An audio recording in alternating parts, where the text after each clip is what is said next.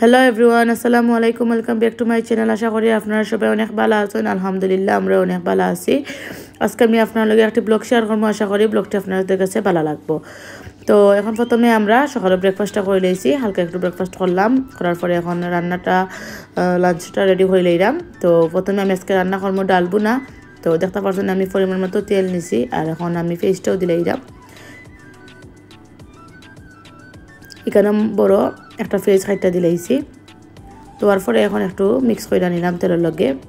আর এখন দিলাইছি 1 কিউব রসুন আর স্বাদ মতো লবণ।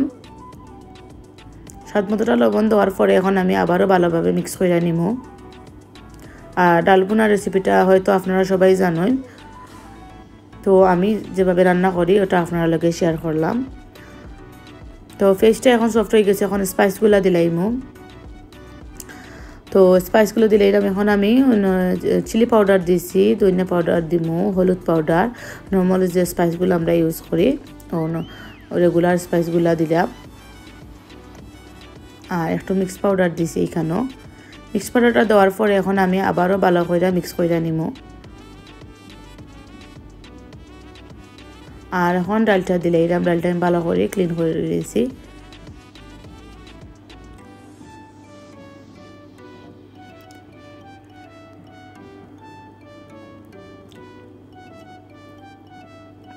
ডালটা দেওয়ার পরে এখন ভালো করে ডালটা মিক্স করে নিব। আর আগুনের পরিমাণটা একবারে লো রাখে দিব, ডালটা মানে সিদ্ধ হইবার লাগি।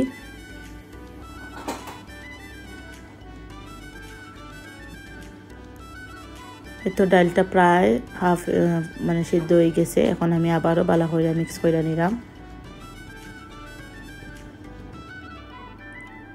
আর এখন রেখে দিব আবারও 10-15 মিনিট পরে দেখতে পাচ্ছেন ডালটা একবারে সিদ্ধ হয়ে গেছে। এখন আমি 4-5টা লাল মরিচ দিলাম।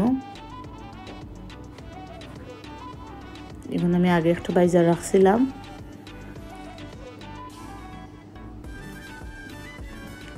ভালো করে আবারও মিক্স করে নিলাম।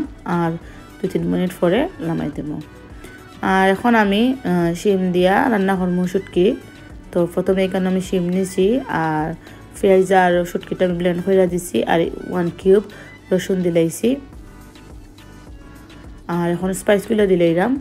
1/2 টিস্পুন থেকে কম দিছি এখানে আমি হলুদ। আর 1.5 টিস্পুন দিছি আমি লাল মরিচ।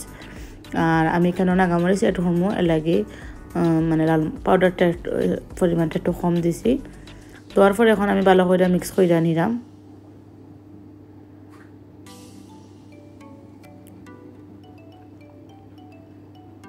আর এখন আমি এটা ডেকে রেখে দিব 2-3 মিনিটের লাগে। তো 2-3 মিনিট পরে দেখতে পাচ্ছেন একটু পানি বাইর হইছে। পানি দিছিলাম আমি একটু উড়ির মাঝে। দেওয়ার পরে এখন আমি এখানেও মিরকা মাছ নিছি আর চিংড়ি মাছ নিছি, নিয়ে এখন দিলাম।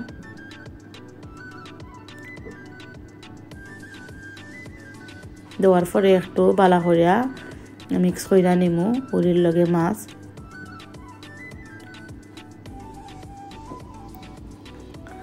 আর ও পানির মধ্যেই মাছটা উড়িটা সিদ্ধ হয়ে যাব। আমরা সিলেটি ভাষায় এটা উড়ি হই। তখন আমি এখানেও নাগামরিচ দিলাইছি একটা। নাগামরিচ একটা দেওয়ার পরে এখন আমি আবারও ভালো করে মিক্স করে নিব। আরও 4-5 মিনিট জাল দিয়া এটা নামাই দিব। তো এখানে বাচ্চাদের দল লাগি চিকেন রান্না করলাম আলু দিয়া। তো একটু শ্যুট করলাম চিকেন আলু দিয়া। চিকেন রেসিপি আমার চ্যানেলের মাঝে অলরেডি অনেকটা আছে, তাই ডিটেইলি আর মানে শেয়ার করলাম না। তো ফাইনাল লুক দেখিলে আমার রান্নাগুলো হয়ে গেছে। আশা করি আপনার কাছে ভালো লাগবো। যদি ভালো লাগে তাহলে আমার এই রেসিপিগুলো ফলো করতে পারেন এবং ফ্রেন্ড এবং ফ্যামিলির লগে শেয়ার করতে পারেন। তো এখন লাঞ্চও করে লইলাম, বাচ্চাদেরও লাঞ্চ দিয়েছি। আর আমার লগে দেখবো আইনে ভাত খাইনি, ট্রাই করবো একটু। রান্না করার খাওয়া দাওয়ার পরে এখন আমরা একটু বাইরে গেছিলাম। আর ফোনটা গড়ে রেখে গেছিলাম, গিয়ে লেগে শ্যুট করতাম পারছি না। আমি একটা এয়ার ফ্রাই অর্ডার করছিলাম, এটা আগস্টও। তো আগস্ট থেকে মানে অনলাইনে অর্ডার করছিলাম আর পিক আপ করে আনছি স্টোর থেকে। তো আজকে রাতের ডিনারটা আমার হাজবেন্ডে বানাইবা ওই মেশিনের মাঝে। চিপস ফ্রাই করবা। এটা খুব একটা বালা মেশিন। তো ওই তো আমরা রাতের ডিনারটা আমার হাজব্যান্ডের বানাই নিয়েছেন গি